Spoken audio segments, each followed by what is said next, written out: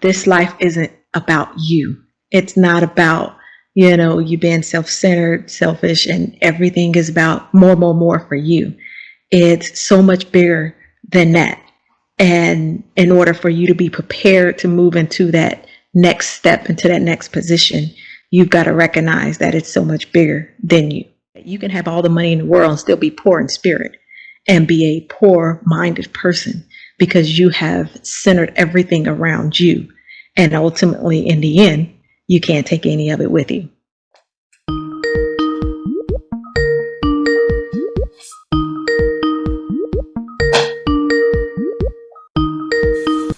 Hello.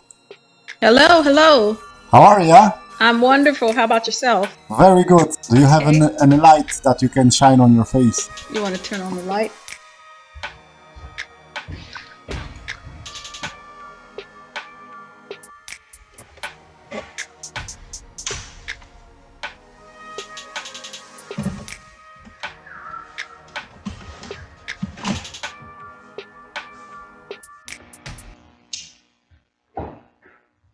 That's pretty dim.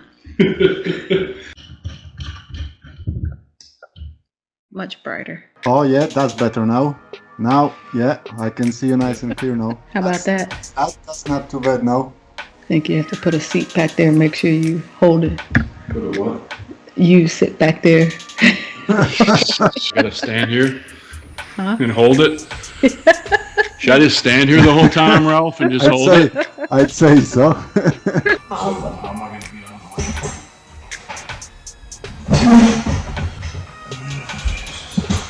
And then you probably want to turn your legs. I'm in the shot. Which shot? This one? Yeah. Do it. Shift it, man. This is typically my office space. All right. Beautiful view behind you. Beautiful. This is where I take the majority of my office calls, office meetings and such. Can you hear me correctly? Everything is all right, yeah? Yes. Cool. Are we ready to roll? We are. Brilliant.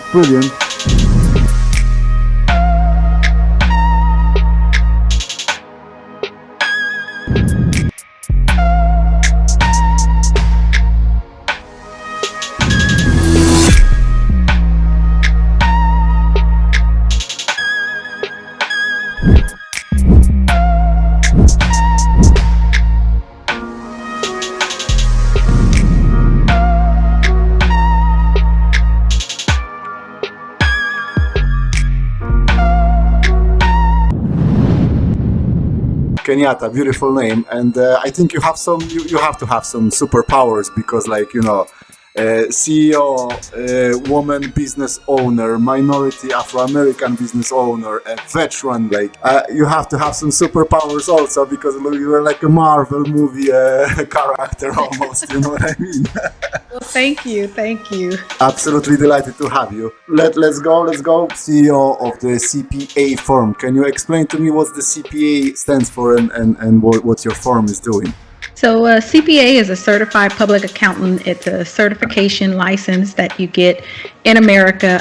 Typically across the world, it's also called a CMA or a chartered accountant and such. And so working that way as well, and as we vision and dream to ultimately get that certification so that we can practice around the world as well. But CPA is certified public accountant. You're based in Hawaii, but do you operate all over the States, or you just a locally operated business? We actually service clients worldwide. We have clients that may have been introduced to us in Hawaii and then they move off, or of course, as you can imagine, there are a lot of homeowners and individuals that live here that are not U.S. residents and such, and they live around the world. So we assist them with any type of financial or accounting advice and taxes and so forth as they, continue to operate in the U.S., but they're still foreigners, in accordance with the IRS code. That's actually interesting because, like, a friend of mine, he wants me to open like a non-profit organization in States as a way to get into States, you know. But then again, I wanted to like maybe open like a shelter for dogs or something like that. I'm not too sure, you know. So maybe one day you can give me a bit of advice there, like, you know. Absolutely. That's what we specialize in. That's what makes us different than any other firm, because we literally sit down and talk with people about their visions, their dreams, things that they, may have had since they were children. And once we get an idea of what that vision and dream look like, we actually put a plan in place and help them with a strategic, actions to make it come true. Nice one. How many people do you employ? How big your company is? As we speak right now, I'm sitting just shy of about 23 to 25. We're in a process of expanding even more right now as I'm opening up 3 other locations, and that would push me closer to the 30 to 40 mark with employees. So we're continuing to grow. Very good. I'm happy to have you. Like I said, I'm happy to have you. And yet again, your company got some award, is it? Yes. We received the Small Business of the Year award. Really, it stemmed from us just going beyond. Typically when you come to a firm, they stay very, strict within the guidelines of whatever you came in for. But for our firm, we actually want to sit down and know the person and understand them and help them do more than what they, envisioned that they could do. We would like to thank the SBA partners for selecting us the new Veteran-Owned Small Business of the Year. This is truly an honor. I would like to thank my amazing team for their duty, dedication, and selfless service and commitment to serving our clients and the community. I would like to thank my mentors, advisors, and family members for their support with seeing the vision for my personal CPA and help to make it a reality. Thank you. Nice one. It's not your first show that you're doing, because like you talked about your company in a couple of other, I've seen a YouTube and I've seen a couple of other shows. Can you tell me how was that experience for you? And one of the award winners for the 2018 New Veteran-Owned Small Business is our guest today, Miss Kenyata McCoy. Kenyata, welcome to the show. Thank you for having me. Yeah, and Kenyata is the proprietor of My Personal CPA and Financial Planner, LLC. Yeah, and Kenyata is also, she does a lot of great work in the community. She does mentoring for veteran-owned small business and other businesses alike. It was awesome. I tell you, I didn't initially set out to even start an organization. I didn't initially set out to start a business.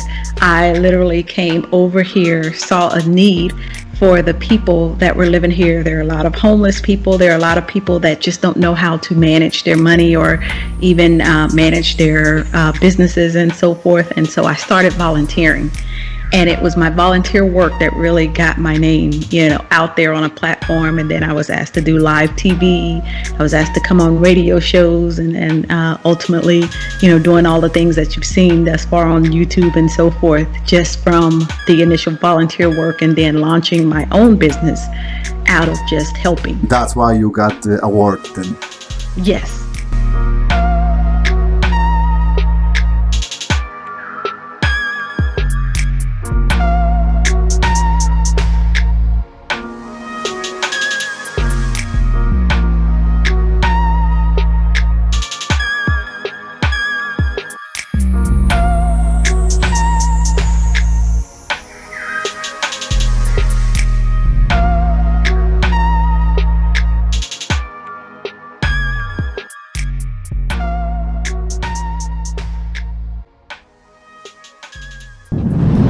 So let's go back to the start. You're from Oklahoma, is it? Yes, that's correct. I'm from Oklahoma. Small town called Lawton. Lawton, Oklahoma. What's in Oklahoma? It's not a state that is normally on the plate for me. So can you tell me what's in Oklahoma? Absolutely nothing. There's a lot of open fields, plains, grounds, and such. It's not a whole lot in Oklahoma. It's not known for anything. Definitely not an area that someone set out to go and visit and such. And so the small area that I'm from actually is a military town. And so you got any and all exposure from, different cultures or different people from walks of life or what have you, because of the military bringing them into the community and such. But that's where I was born and pretty much raised. How was that going for you? Well, it was very tough. I grew up in the a poverty-stricken neighborhood that was infested with drugs, and either there was, someone on drugs, dealing drugs, or definitely involved. And so, for my older brother and I, we were in the mix of all of it. Being exposed to those what we call crack houses or what have you, where there's people that's constantly doing drugs and such. And so you have to make a decision early in life that you're either gonna rise above it or you're gonna become a part of it. And so when we look back, with a lot of my friends and such on Facebook, it was only a handful of us that made it out. And then, the rest were either, they're either deceased now or in prison and such. So how did you end up in Georgia then? So when I ultimately finished undergrad, my first degree or what have you, I knew that I needed a plan, I needed a strategy to continue on. And at that time, I had 2 young children, that one was very ill, always sick and so forth. And I knew that if I put a plan in place that allowed me to go into the military, then that child would always be taken care of, and ultimately medical bills wouldn't bankrupt me and such. So I wanted to be able to become a commissioned officer in the military, and I decided to pursue my master's degree in Georgia. At the same time, I went through military training for officers. Going back to kids, how many kids you have? So I have 4 and 1 on the way. Congrats on your new baby. Thank you. My oldest 2, they're 25 and 22, and then my younger 2 are 14 and 11. Basically, your decision to go to finance was because of your sick child. Well, it's to go into the military so that the military would be able to provide both myself and my children, my older children, as being a single parent, a better life, and for them to be able to see more of the world than just what was offered in Oklahoma. So I knew that, the military was definitely an avenue that I would be able to pursue that and provide them a very sturdy life, even with being a single parent and such. And so they have seen so much of the country, so much of the world, to the point where you ask them where they're from and all of them say somewhere different. So versus where they were actually born, because as military children, they travel quite a bit. And so you tend to lose that initial identity from your birthplace and pick up that identity from where you stayed the longest. Being a commissioned officer, that actually started for you in military. You decided to go into finance as you were in military service. That's correct. I actually started off as a chemical defense officer and then was transitioned into finance and ended my my military career as a finance officer.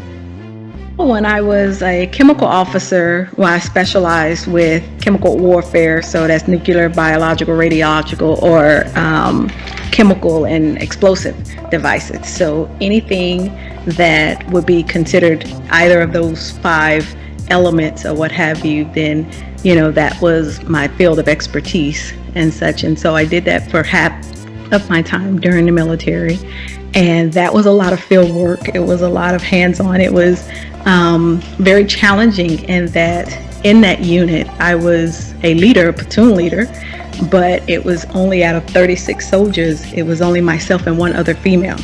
So you're surrounded is very, very heavy with male dominance, and so that makes you be a lot more kind of strong and bullheaded, and make sure you overcome the challenges and not show that weak side per se, because you're one of very few females in the organization.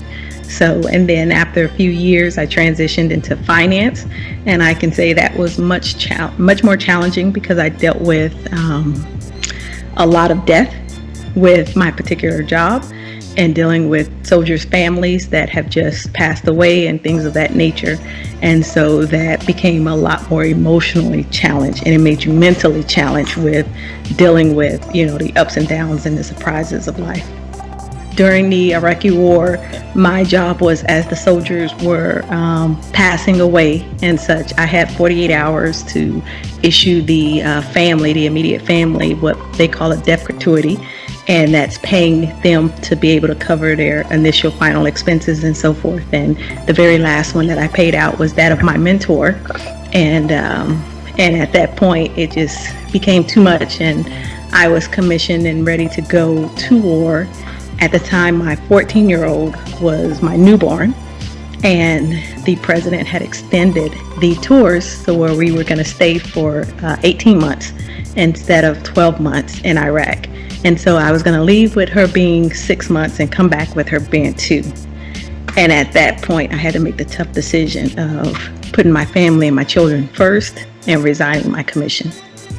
So who was your mentor? You've mentioned your mentor. Who was that? Yes, Colonel Raphael. He was a mentor early in the military for me, and he was one of which had gone to Iraq, just returned.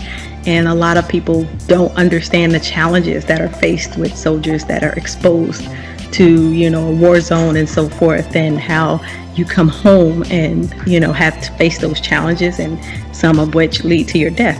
And so he had died, and I had to, when I paid out his death gratuity, it just really opened my eyes to the importance of family and doing things that's beyond just right now and leaving a legacy. Fascinating story. That's fascinating story. Anything else you want to mention as we talk about Army and any more stories that you want to get out of your chest? Well, the military did set a very strong foundation for me, and it definitely carries through my day-to-day. In fact, every single day that, I only go into the office maybe twice a week, but every day that I'm in there, they make jokes about how I say something, during the day that kind of reference back to the military and such. So it's kind of embedded in me. It became a part of my DNA. And it's truly one of those things, foundational pieces that's helped me, get to where I'm at now. So you worked there for quite some time. How many years was that? My initial commission was 4 years, but my complete term was 12. Well, all the Americans would say thank you for serving. 12 years in the military. So once again, thank you for serving, and let's move on. So how did you end up in Texas then? Because I've seen your license comes from Texas, so it's a bit strange because like when you finish college in Georgia, but then your license is from Texas. How that works out?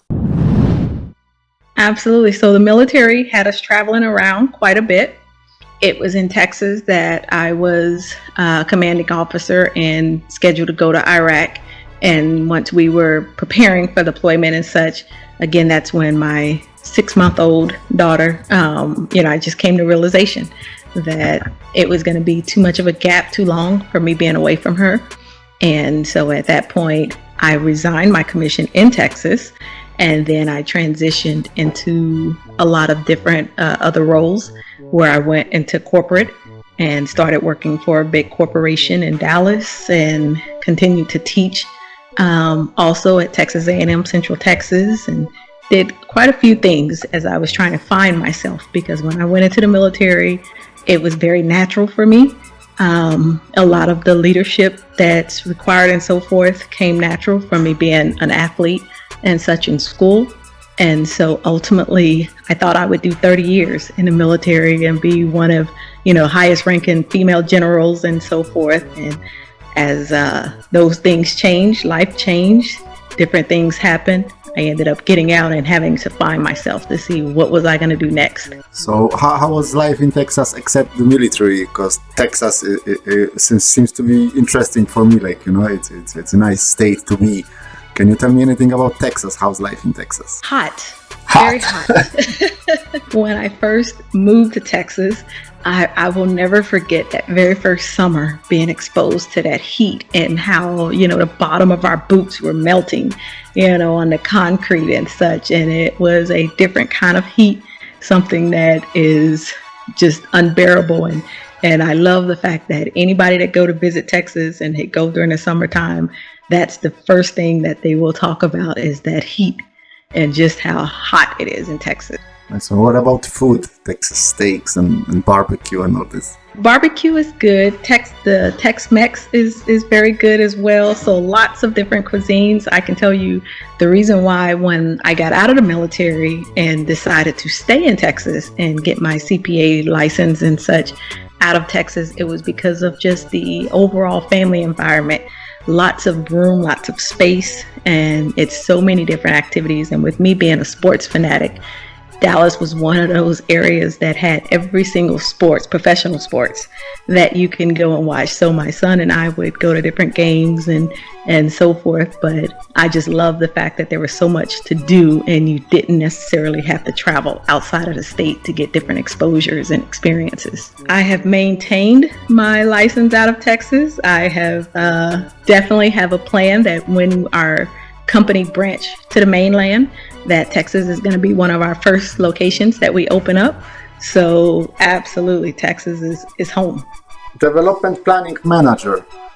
What does that stand for? What development planning manager does? Can you explain to me that? So a development planning manager, basically, depending on whether or not you're developing the personnel in the organization or just simply developing the strategies and such, and we use a combination of the two in our organization. So right now, the way that things are structured is my partner and I do all of the development when it comes to our teammates, our strategic plan for growth and things of that nature. And she does most of the operational type of activities. So when clients come in, we tag team to see what they need and how they need it, and then come up with their overall plan. And at the same time, for me, I'm helping them to develop into more of a strategic business owner rather than one that's so deep into the operations that they can't step back and recognize, how to take their business to the next level. So that was something that you did for the private firms also? Yes. Okay, and who was that? Can you tell the names where you were working, or not really, no? There were Fortune 500 companies. So very, very large. And the last Fortune 500 company that I worked with, I was actually moving up what we identify as that corporate ladder very fast. And so they were allowing me to actually work from Hawaii while, and fly back to Dallas every quarter and such. And then, like I said, when I got here, everything changed. Life changed yet again. That same shift that I had when I was leaving the military and deciding to make that decision based on my family. When I got here, the shift was more so wanting to do something that was bigger than my family, bigger than myself, and really impact the lives of other people. And so my company was launched from just, again, that volunteer work, getting out there and helping people, and then, ultimately wanting to leave that legacy that's beyond me and beyond my children and something much larger. The company sent you to Hawaii, and then you kind of fell in love with Hawaiian people, and you start helping them as you were still working for the company, yeah? That's correct. Brilliant. Well done. Well done. And stories from Hawaii? Like I said, I never ever thought that I would launch a business. I definitely didn't have the personality. As you heard in my upbringing, I didn't have the role models or to see someone else, be a business owner in our neighborhood or, do something for themselves and so forth. So never had a desire. But once I arrived here, my initial realtor, as he was driving us around, he found out that I was a CPA, and he asked me, he says, have you ever thought about opening your own business, starting your own business? And I was like, absolutely not. I have a plan already in place. I have a strategy already in place. I'm only going to be here for 3 years, and then I'm returning to Texas. And so that's not something that's on my radar. But the more that he drove us around the island and the more people that we saw, families that were sleeping in vans and that were homeless, it crushed my spirit to the point where my desire and my love for corporation, it left that moment. And my desire, to do everything, for our household and to build more for our finances and our wealth, that no longer was a priority for me. And in that moment, that change shifted my entire peripheral on what I was going to do next. And it was, how can, I roll up my sleeve, take my gifts and talents of what I do and give it to the people and help people and, be able to elevate them to the next level. And so now we have success stories around the world of different people that we were able to help from being homeless to now one of my favorites. And she has me on speed dial. But not only have they created a successful business here, but they've actually now gone back to the mainland and launched some businesses in Texas and, and all over, what have you. But, to be able to watch how that's now impacted their family and their children and their grandchildren and so forth, that brings so much more success and so much satisfaction than me earning another dollar. Now money means nothing. Money doesn't hold the weight. Of course, we need it transactionally to be able to maintain and do things in life and so forth, but it's not a priority, and it's not the motive behind our why and the reason why we do things. Can you tell me why there's so many homeless people in Hawaii? Absolutely. So I can tell you there's two catalysts to why there's so many people in Hawaii. One of which, when I first arrived here, there was a big news article and they were running a campaign of how several other states from the mainland were giving their homeless a one-way ticket or assisting them with getting a one-way ticket to come to Hawaii because of the weather is beautiful year-round. You basically can sustain yourself, living on a campsite in the beach or what have you, plenty of fishing and things of that nature, that they felt like they were doing them some justice by assisting them with getting over here. So they were looking at a mass, exodus from the mainland that were bringing homeless people over here and such. And then a second is that, for Hawaii, it is one of the highest cost of living in the United States. And so when you recognize that what it takes to be able to maintain, over here, it's several sources of income that the families need and such. But what you find is that a lot of business owners are wonderful in what they do in their operations, but they do not have a clue about how to strategize the back office or even run the business per se. And so they find themselves getting into financial hardships, whether it's taxes or whether it's just not being able to navigate the challenges from year to year or whatever, not planning properly to take the business to the next level. All of those attributes ultimately leads them to, a failing business, a failing source of income. And once that income starts to fail, now you have, that trickle down effect, that domino effect of leading to a homeless situation. So that's why you see families, children that's in homeless camps and such. So it's basically the same what they did for California. So one-way ticket works for California and it works for Hawaii. Never heard about Hawaii. I've heard that they send people to California, but I never heard about Hawaii. Same type of principle, and it's sad, and it's instead of truly doing putting the programs or putting things in place to assist them or what have you, you're really not helping the situation for these individuals. So basically now going to your firm, so you help people to plan the taxes, but not only the taxes, you plan how to build their wealth. How that works? Can you elaborate on that? So I have a full team that does the operational, the accounting, the taxes, those types of things. I'm completely different. To come and see Kenyata is a little bit different in the sense that, I am sitting down with clients that don't have anything or just have a vision or just have a hobby that can be translated into, a profession or translated into a business. And so a great example would be one gentleman, a couple would come in and they were doing their taxes. And I have, just a quick sit down just to really talk relational with the clients. And with this particular couple, this gentleman, he makes custom bikes. And so I was asking him, you love to do this.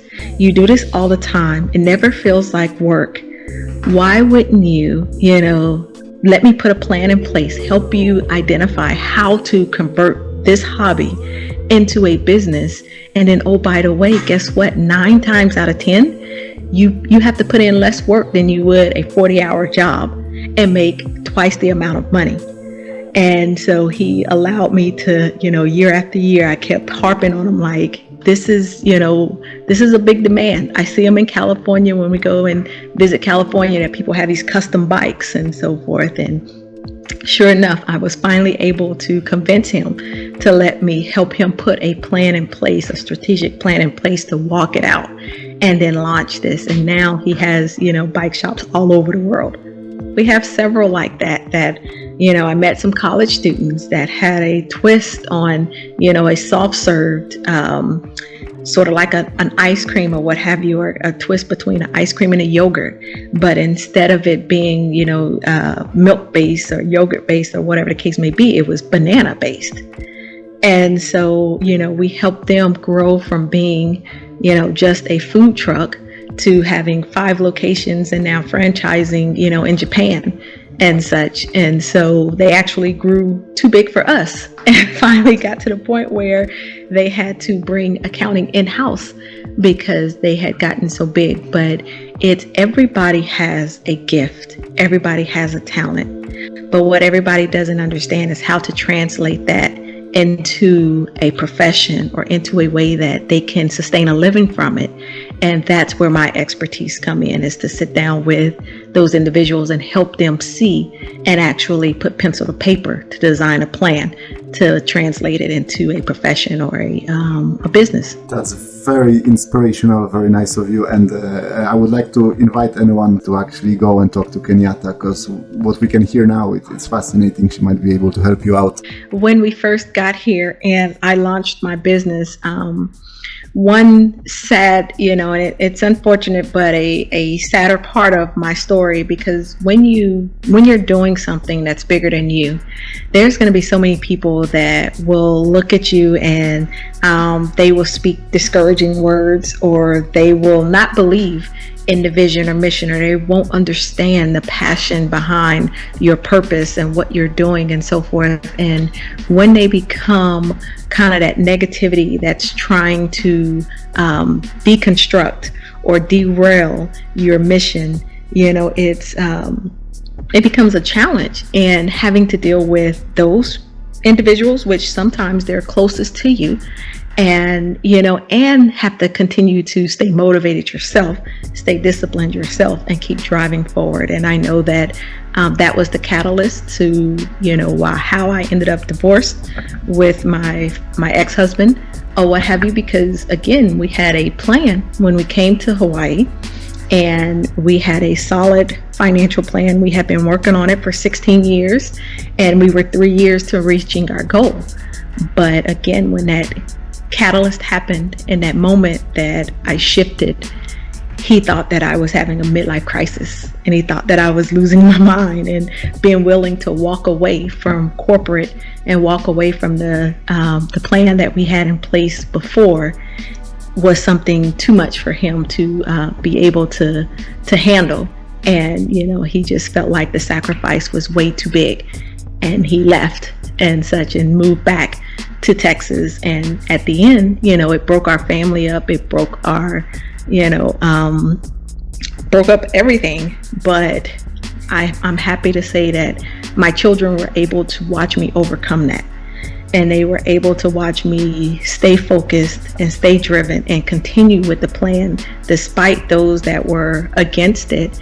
And now they see just how, big it's become. And now they see just what's, come of it and so forth, to inspire them to go after, goals and so forth. But they're not quite there yet. I'm just hoping that the seeds have been planted and eventually, will be watered and so forth. But when they get there, my prayer is that they're able to reflect on this time frame and this hardship of what I had to go through, and ultimately see how when you stay with it, then what the end results look like. You're not going to be laying in the golden casket any better than in a normal casket, you know what I mean? So, but leaving a bit of a legacy behind you and something there that people can see and, get inspired, it's fantastic. That's why for me it was very hard to come out in public and making those videos, and it kind of even evolved kind of naturally, but I do it just to inspire some people, like, just to show them that, look, you can do it, like, just your hobbies and passions can maybe become your life, and that's it. Like, I love, talking to interesting people. And for the last, year and a half, you can't really go out from the house. So, I just decided, look, I'm going to reach out to people, and here you are, and now I'm talking to you, which is really inspiring also, like, Thank you. So, yeah. And that one inspiration, it may not be millions, it may not be thousands, but that one was worth it. That one is priceless. And so it starts off with that one.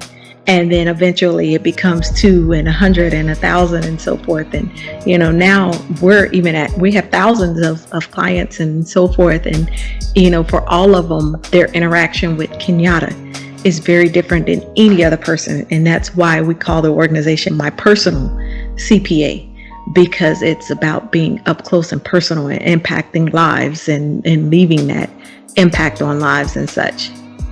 I remember early in the business, and I was trying to teach my elder son, a lesson, and my vehicle was at getting serviced, and there was a luxury dealership right next door, and it had the Maseratis and the Bentleys and the, all these high end vehicles.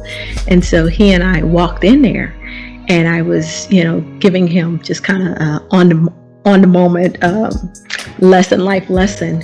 And as we walked in, this gentleman, he was trading one of his vehicles in, and he talked about how he had 13 vehicles and how, he had to put them on battery chargers because he can't drive them all in 1 month and things of that nature.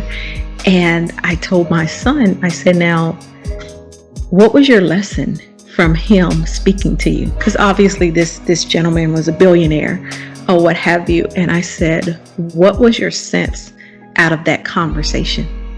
And he was like, that he can buy whatever he wants to buy, and at some point you have too much, but what is enough?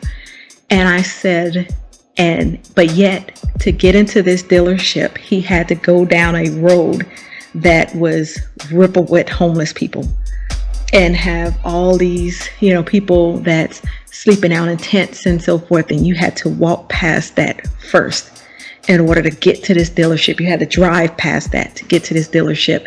And that didn't move you enough to say, hey, I have enough cars. I have enough, what else can I do to help someone else or to give back and so forth. And I said, so recognize that you can have all the money in the world and still be poor in spirit and be a poor-minded person, because you have centered everything around you. And ultimately, in the end, you can't take any of it with you. I can tell you that in all of my research, this has been, my life. I came up and when I share this story quite a bit, but when I was a little girl, before, I even started kindergarten per se or what have you, I remember my older brother, my father was sitting down with my older brother and teaching him, about an allowance, and that he was going to start giving my brother an allowance of $1 per week.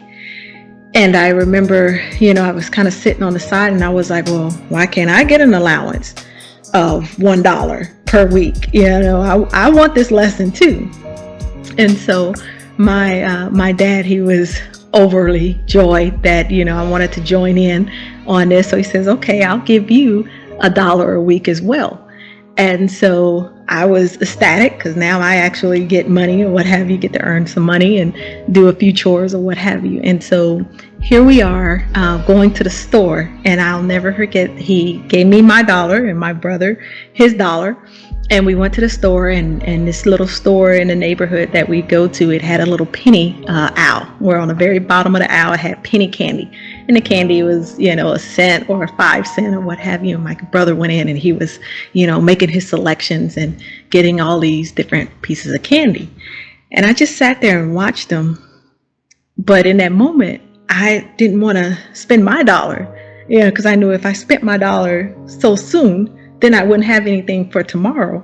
But my dad, he was there ultimately to buy a pack of cigarettes. And he said, daughter, I left my wallet at home. Can I borrow your $1 so that I can buy a pack of cigarettes? And when we get home, I'll give you your $1 back. And in that moment, I said, well, if you borrow my $1, to buy the cigarettes now, when we get home, you have to give me 2 back. And I was, didn't even know how to add yet, didn't know how to subtract yet. I was just going into kindergarten and such. And he was like, what? And so when we got home, he's running to tell my mom that, she already understands the concept of interest. I had no idea. It was wired in my brain from early ages, that it just made sense. If I loan you my $1, I need $2 back, and so my mom then would test, my ability to deal with money or what have you. And so at that point, they empowered me with addition and subtraction. Now I knew how to add and subtract, and I'm now in kindergarten. And so we would go to the store, and while we were grocery shopping, I would ask her, I said, why would you buy 1 can that cost you this many cents versus buying a 6-pack, 6 cans, and then it ultimately costs you this amount per can? And she says, who taught you that? And I said, nobody. It's just in my head. I just, so when I was a little girl, it was identified then where my talents were and such. And, my parents helped foster that despite the challenges in our neighborhood, despite the things that, we were seeing growing up. They knew that I had a special gift. And that special gift was surrounding, money. And sure enough, it ultimately translated into what we see today. So that was embedded. Finance was embedded in you since the It start. was a part of my DNA. I tell people I was born with it, because you can tell me something. And when I taught at Texas A&M Central Texas, my students used to give me this compliment that I didn't quite understand. And they said, you, Miss McCoy, you are like the guy in A Beautiful Mind. And it was a movie. And so I had never seen A Beautiful Mind, but they kept telling me that I'm similar. They were, that I remind them of this guy in A Beautiful Mind. So I went and watched the movie and I went back to class and I said, that guy was schizophrenic. So what do you mean? I completely missed the correlation in that, my mind is wired to where it's mathematical. Things are, translated in numbers and translated in dollars and so forth. So when I'm talking to my client, things start calculating in my head or start going through my head where I'm putting pieces together and it's translating into, an actionable plan or strategy and so forth. And ultimately, like I said, that's what makes our company unique, in a sense that that's something you don't come across often. You've mentioned your dad. He's not around anymore. No, he died back in 2008 and still struggling. My father, he was, for our household, he was a drug addict. He struggled with addiction, but the source of that addiction truly traced back to some of the history in our country and some of the abuse to African Americans in our country and so forth. And the things that he was exposed to and seen as a child had such a profound impact on him mentally that when he was in the military, and when he ultimately suffered some things in the military, coupled with being exposed with the things in his childhood, lynchings and things of that nature, it pushed him to self-medicate.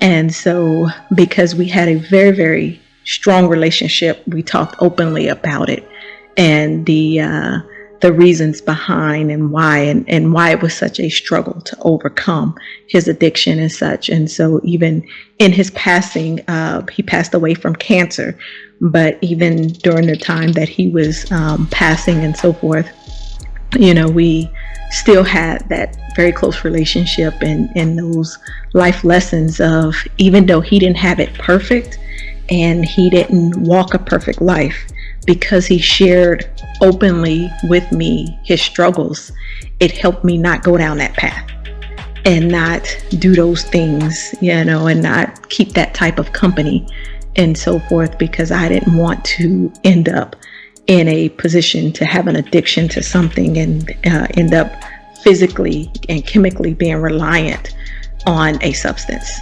to maintain. I'm very sorry for your loss, and but your relationship with your dad was still positive at the end. Absolutely. And we worked through those things, because being that my brother and I grew up being exposed to that. And like I said, there were times that, I can tell you my health was in jeopardy, because we weren't getting the nourishment that we needed every day, and we weren't getting the care that we needed, and so forth. And we had to survive, my brother and I, and overcome that time, because it was very normal for us to, if we went to school, when we went to school, what have you, and then the rest of that day and that night to be locked up in the back room of a crack house while, the adults were up there using drugs and so forth. And we would be locked up, just all the children, they would lock us up in the back room. And it was horrific. My brother was very similar to you in that it was a challenge for him to repair that relationship with my father. But I think because my father and I talked a lot more, my dad and I, we really, for me, I was inquisitive, like, why is it that you make these choices? Why is it that you can't walk away? I want to understand, and the fact that he was open, it just helped us. But when I became an adult and I had children, I had clear boundaries in place, that you could never come around my children drunk. You could never come around my children high. And if you wanted to have a relationship with my children, you had to be clean, in their presence, because I was not going to allow them to be exposed to what we were exposed to. And so he struggled at times to do it, but he made a conscious effort anytime he was around them to be clean and to maintain that relationship. So it worked very well for him and I, but my brother is very similar to your story in that it was a challenge, and he wasn't quite able to overcome it and get to the best place before my dad passing. I would tell you that 2018, when I was going through my divorce, in the interim of that, I found myself homeless. And I had a client that, she knew my situation, she knew my circumstances and so forth. And I was, and for a while, staying with her and staying in her guest bedroom as I was trying to recover and figure out what to do and how to overcome, the challenges that were hit with me from the divorce, because I walked away with absolutely nothing. All I asked for was my children, to have custody of my children, because I knew that, again, they were a catalyst for me to overcome any situation. And then the business, it was still in its grassroots time period. It was not making any money, so I didn't have 2 pennies to rub together and such. And so this was just in March of 2018 when all of that happened, and I found, like I said, myself homeless without 2 pennies to rub together. But I still had that vision, I still had a mission, I had a plan, and I had prayer, and believing that that business was still going to thrive. So it was yet another situation like my childhood, where in that moment, you have to make a choice whether you're gonna, survive and then translate that into thriving, and not just be content or complacent with getting past the moment. It's going beyond that and then being able to impact others. Very nice. Well done. Well done. Well done to you. Well done to you. I hope you can keep inspiring for years to come and help a lot of more people along the way, That's my hope. That's my hope. My next step is I want to be able to step away from the business and be able to speak more and teach more and help individuals more and families more of, again, getting past that moment, getting past that place, going from surviving to thriving, and, doing it all with what gifts and talents you already have. Very nice, very nice, very nice. Anything else that inspired you? Anything else that moved you forward that you would like to share, or we there? I think we've hit it all on all the inspirations. I think for if I were to have a kind of a parting statement or what have you, it would be for each individual to take a moment to define success for themselves And if that definition of success translate into it being all about them, then they're not ready to move past that point to do something bigger. They're not ready to move past that point to go on a grand scale, because you have to first get to the realization that this life isn't about you. It's not about, you being self-centered, selfish, and everything is about more for you. It's so much bigger than that. And in order for you to be prepared to move into that next step, into that next position, you've got to recognize that it's so much bigger than you. Nice one. Can you tell me, so what's your plan? You want to move back to Texas with your farm? The farm will continue to grow as I am, again, kind of more so in the background, helping and doing things to make sure that the growth strategy continues and such. So the firm will continue to grow. For myself personally, I want to get more into speaking engagements and teaching and so forth to, continue to inspire and share my story and share how, I was able to overcome all these different challenges that came in life, every single one of them, but yet still able to get beyond that and get to, this point and so forth. So that's my personal goals. As for the business, we'll continue to move forward. And yes, within this year, we'll be finished with our growth strategy in all the islands of Hawaii. And then going into next year and the year after, that's when we'll head to the mainland and start working with the mainland. But when my children and I in 2019 was on a vacation in Europe, I met people even over there, in different places, whether it was Spain or whether it was London or if it was, France, all the different places that we went to, we found the same common thread. And that was people had these gifts, they had talents, they had things that they wanted to do, but they didn't know how to get from point A to the next step and so forth. And we're like, man, it's a need all over the world. So I want to really get out there and just help them to see that you could do it. I did it. I didn't want to, but I did, and it translated into something way bigger than me. That was nice talk. I think we hit all the nails, and it was a pleasure meeting you. A pleasure talking with you. Well, Chad has been a trooper. He's been holding this lamp the whole time. Oh, he's still there, yeah? Yes, he's still here. Hey, dude, how's it going? So he's been a trooper holding the lamp this whole time and so forth. And Thank you, Kenyata. Thank you. What's up? Hey, dude, how's it going? Congratulations on the baby. Oh, man. All right, brother. Well, we're going to get going. We're going to church still, right? Yeah, we got church to go to, so. Thanks a million. A pleasure seeing you both. All right, my man. Have a good one. I'll talk to you soon. Thank you. All the best. All right, later. All the best. See you.